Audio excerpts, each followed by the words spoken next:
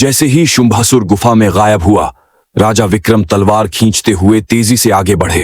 विक्रम ने जादुई जल जंजीरों में बंधे मेंढकों पर छिड़का।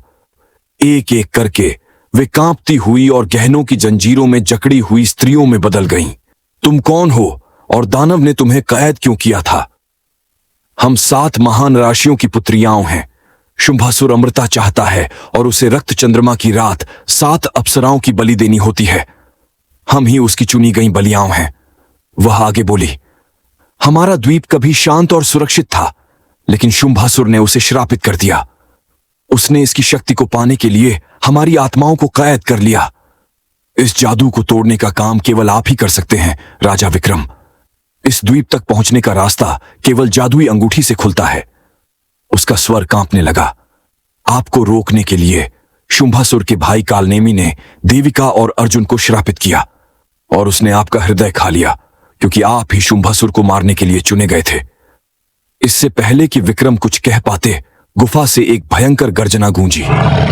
शुंभासुर क्रोध से जलती आंखों के साथ बाहर निकला। उसने अपने पंजे का एक इशारा किया और सारी स्त्रियां फिर से मेंढकों में बदल गईं। विक्रम ने युद्ध घोष के साथ दानव पर हमला कर दिया। उन्होंने उसका सिर काट डाला, लेकिन तुरंत एक नया सिर उग आया। हर वार विक्रम को कमजोर कर रहा था, जबकि दानव और शक्तिशाली होता जा रहा था। फिर शुंभासुर ने एक जोरदार झटके से विक्रम को झील के किनारे जमीन पर पटक दिया। विक्रम की ताकत घटती जा रही थी और दानव की शक्ति बढ़ती जा रही थी। उनके मन में बस एक सवाल गूंज रहा था, आखिर इस दानव को मारा कैसे जाए?